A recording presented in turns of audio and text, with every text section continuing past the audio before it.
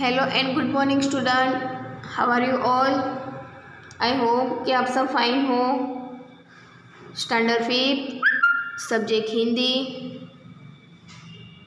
Welcome to James international school student. Ready हो study के लिए? तो start now. Open your text book. Text book में chapter number 13 open कीजिए। Chapter number 30 page number 91 open कीजिए student.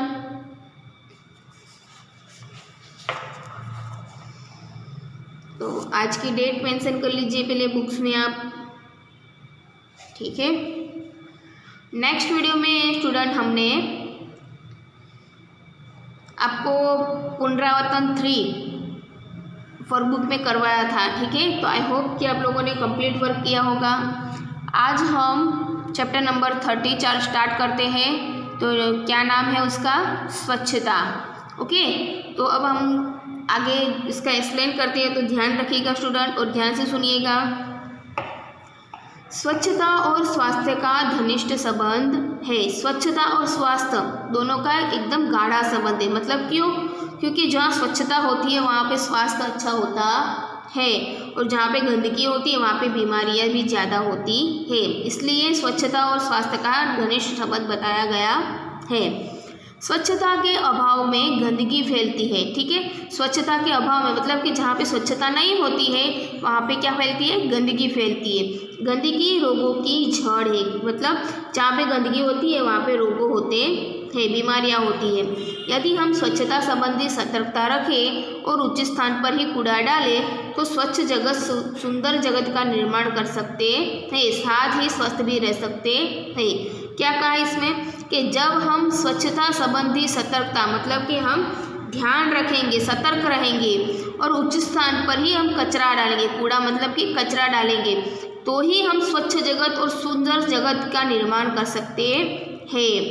साथ ही स्वास्थ्य भी स्वस्थ रह सकता है, ठीक है। तो आप चित्र में देख सकते हो यहाँ पे स्टूडेंट कि देखो ये कोई लड़का है, एक मोहन, ठीक है। मोहन नाम का एक लड़का है। तो आप चित्र में देख सकते हो कि ऊपर से कोई अंकल है जो कचरा डाल रहे हैं उनकी बालकनी में से नीचे, जो मोहन के रास्ते में आता है। केला का छिलका है, ठीक है। तो मोहन क्या करता है? वह छिलका उठाकर देखो डस्टबिन में डालता है, ठीक है। और हम ऐसा करते हैं? नहीं करते। क्यों? मैं क्यों डालूँ भाई, उसने किया है तो वही करेगा, है ना। हम इसमें ऐसा नहीं है। चलो ध्यान से सुनिएगा स्टूडेंट कि एक दिन अजय ने मोहन को अपने जन्मदिन पर बुलाया। अजय नाम का एक लड़का है, तो उसने मोहन को अपने जन्मदिन पर बुलाया। मोहन ने उसे उपहार में देने के लिए कहानियों की एक पुस्तक खरीदी। चलो मोहन ने क्या खरीदा? उपहार में देने के लिए गिफ्ट लेने के लिए एक स्टोरी बुक खरीदी। उसे रंगीन कागज में लपेटा। हम जैसे रेपर में गिफ्ट देते हैं तो रेपर में डालते हैं ना, वैसे उसको रंगीन कागज में लपेटा और अजय के घर चल पड़ा। जैसे ही मोहन अजय की गली में पहुंचा तो उसके ऊपर एक केले का छिलका आ गिरा। आपने अभी मैंने चित्र में दिखाया ना आपको, वैसे। Turn your page.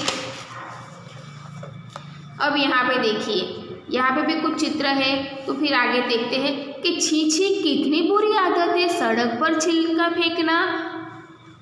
मोहन क्या बोला? छी छी कितनी बुरी आदत है सड़क पर छिलका फेंकना। सड़क पर छिलका फेंकना। मोहन ने मन में सोचा। उसने छिलका उठाया और इधर उधर देखा तो कुछ दूरी पर उसे एक कूड़ादान दिखाई दिया। कूड़ादान मतलब कि डस्टबिन। उसने छिलका उसमें डाल दिया। बहुत सा कूड़ा कूड़ेदान के बाहर भी फैला हुआ था। क्या मतलब? जो डस्टबिन होता है उसके साइड में भी कचरा गिरा हुआ होता है ना, अच्छे से कचरा डालते नहीं है इसलिए। तो कूड़ेदान के बाहर भी कचरा फैला हुआ था। वहाँ मक्खियाँ भिनक रही थी। अब और चारों ओर गंदगी भी फैली हुई थी। आप भी देख सकते हो कि कहीं भी गंदगी फैली हुई हो तो कितना गंदा होता है ना, गंदी बदबू आती है, बहुत मक्खियाँ होती है, चारों ओर गंदगी फैली हुई होती है, ठीक है। कुछ और आगे बढ़ा तो मोहन को बड़ी बदबू आई। उसने देखा नालियों में भी कूड़े के कारण पानी रुका हुआ है, उसी पानी से बदबू आ रही थी। मोहन नाक पर रुमाल रखे अजय के घर पहुंचा और वहां अजय के और कई भी मित्र आए थे। तो अजय ने मोहन को अपनी माँ और पिताजी से मिलाया। मोहन अजय के घर पहुंच गया और उसके माता पिताजी से मिलाया उसने। अजय की दादी जो बीमार थी, मोहन ने उससे भी मिला। अजय के घर में उसकी दादी भी बीमार थी, उससे भी जाकर मोहन मिला। मेज,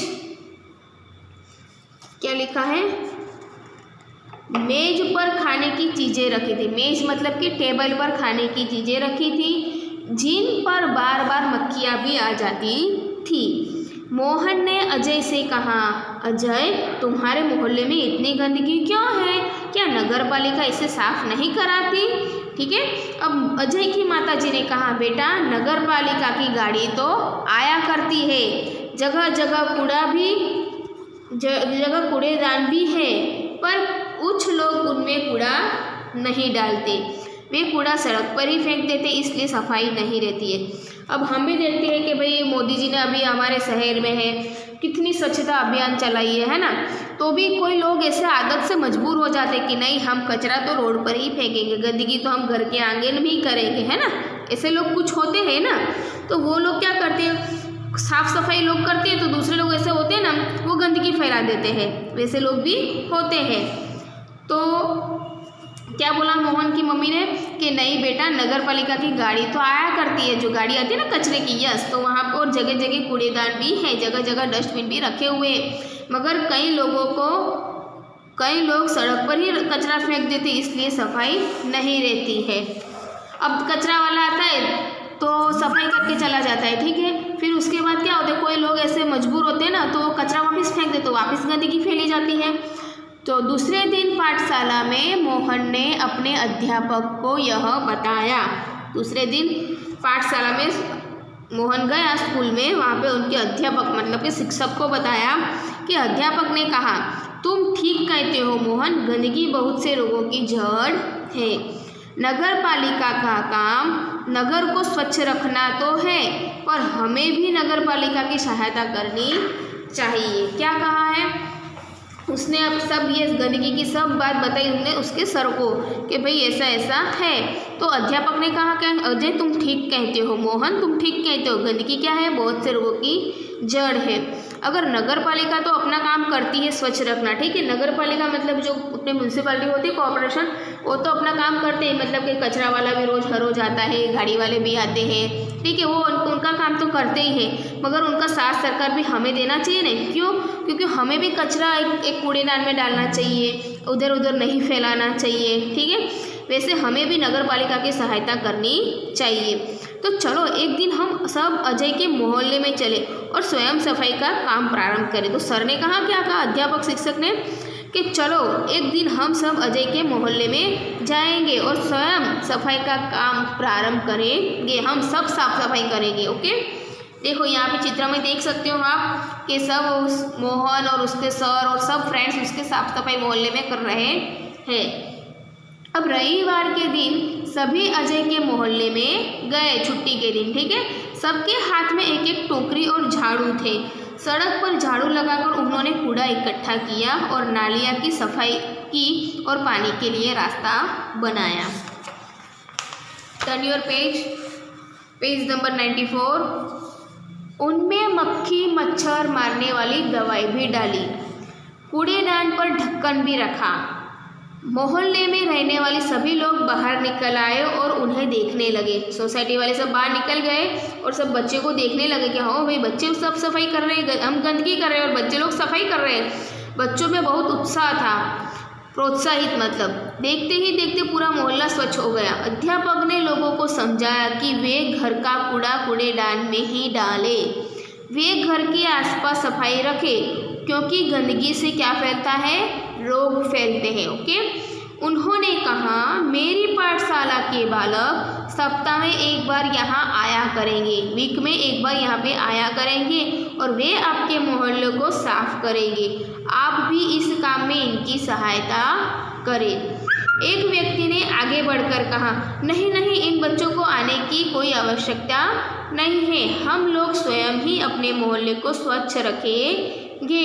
अब आप इसे हमेशा साफ सुथरा पाएंगे। अब सर ने क्या बोला, स्कूल के अध्यापक ने क्या कहा कि तुम लोग चिंता मत करो, ये बच्चे हर वीक में एक बार आएंगे और साफ सफाई कर लेंगे। फिर सोसाइटी वालों, मोहल्ले वालों को यूँ हुआ कि नहीं, वे बच्चे क्यों साफ करें, हम ही हफ्ते में एक बार हम लोग सफाई करते रहेंगे और हम हमारे मोहल्ले को स्वच्छ रखेंगे, ठीक है। और अब दूसरी बार जब भी आएंगे तब आप उसको साफ सुथरा पाएंगे। तो पहले शब्दार्थ हम रीडिंग कर लेते हैं। स्वच्छता मतलब कि सफाई, निर्मलता। छिलका तो फल आदि का आवरण, अभी छिलका होता है ना, यस। बदबू मतलब कि दुर्गंध, बुरी गंध। उत्साह तो उमंग, जोश। प्रथम तो पहला। कूड़ादान तो कचरा डालने का पात्र। दोष तो अवगुण, अपराध। उपहार तो भेंट, नजराने की वस्तु।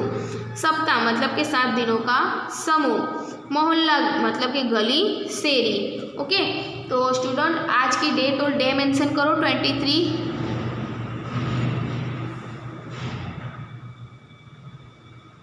उसके बाद आपको चैप्टर का नाम और नंबर हेयरिंग करना है कि चैप्टर नंबर 4, चैप्टर नंबर 13,